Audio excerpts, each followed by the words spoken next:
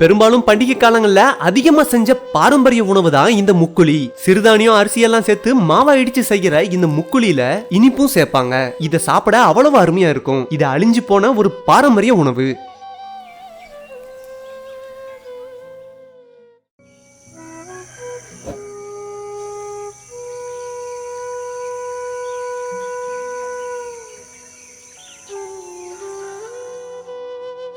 முக்குளிக்காக 200 gram பச்சரிசி, 400 gram கம்பு ரெண்டையும் இப்ப தண்ணியில ஊற வச்சிடலாம்.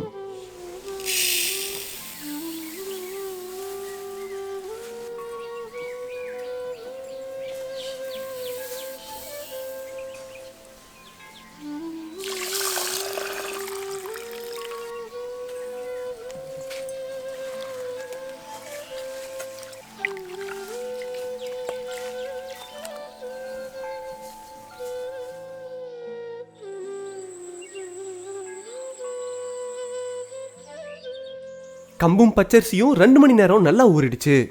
கம்பியும் பச்சரிசியும் தண்ணியில இருந்து வடிச்சு நல்லா உணர விட்டுறலாம்.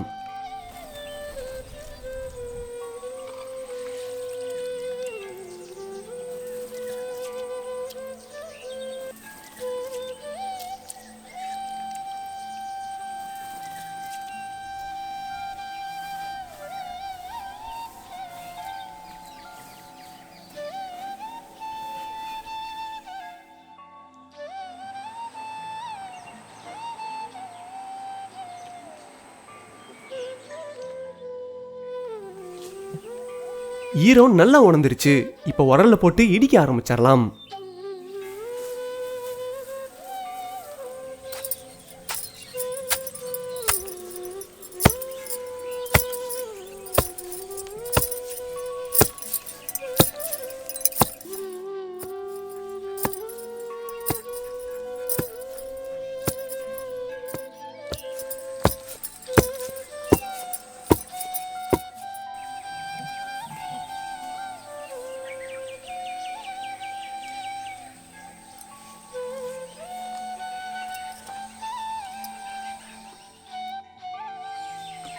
கம்பியும் பச்சரிசியும் நெகு நெகுன்னு இடிச்சு எடுத்துக்கிட்டாச்சு. முக்குளி செய்ய தேவையான பொருட்களை இப்ப பார்த்திடலாம். அரை மூடி திருவிய தேங்காய், 20 கிராம் முந்திரி, 15 கிராம் சுக்கு, 200 கிராம் வெண்ணெய், அரை கிலோ வெல்லம். முக்குளியோட சேர்க்கறதுக்காக சுக்கை இப்ப இடிச்சு எடுத்துக்கலாம்.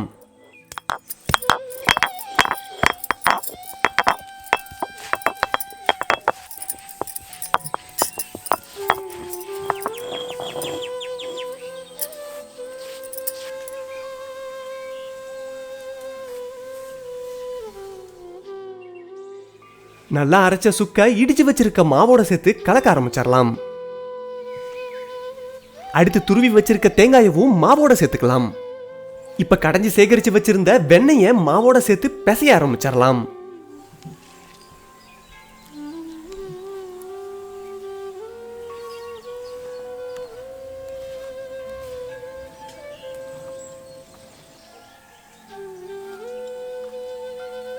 மாவை உதிரி உதிரியா நல்லா பிசைஞ்சு எடுத்துக்கிட்டாச்சு.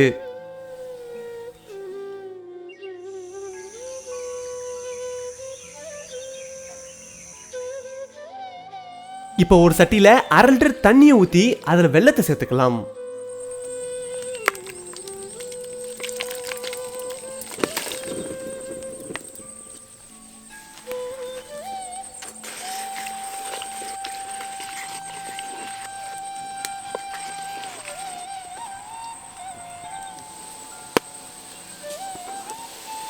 தண்ணி நல்லா கொதிச்சு வெல்லம் எல்லாம் நல்லா கரைஞ்சிருச்சு. இப்ப கொதிக்க வச்ச வெல்லப்பாவை துணியால வடிகட்டி மாவோட சேர்த்துக்கலாம்.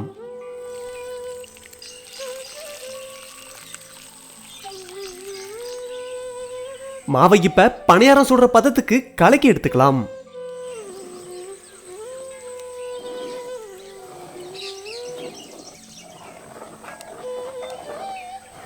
இப்ப மாவு கூடவே நம்ம எடுத்து வச்சிருந்த முந்திரியவும் சேர்த்தரலாம். இப்ப மாவை ஒரு நாள் நல்லா புளிக்க வைக்கணும்.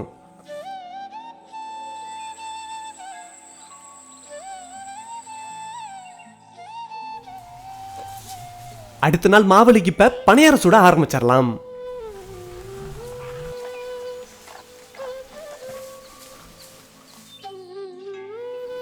பணியார கல்லுல எண்ணெயை தடவி முக்குளியை சுட ஆரம்பிச்சிடலாம்.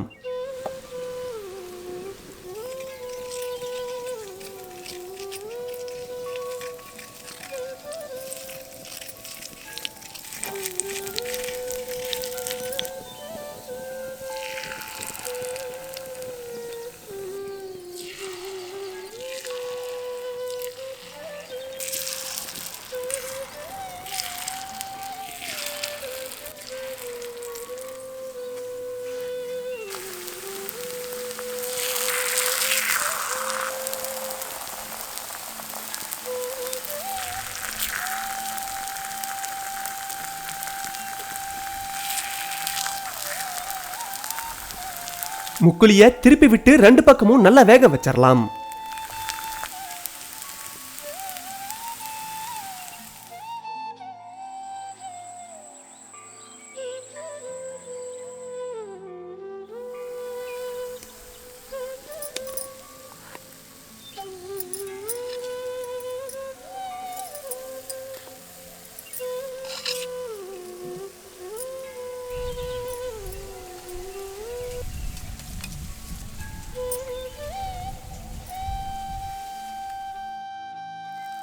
நம்ம கலக்கி வச்சிருந்த எல்லா மாவுலையும் இப்ப முக்குளிய சுட்டு எடுத்துக்கலாம்.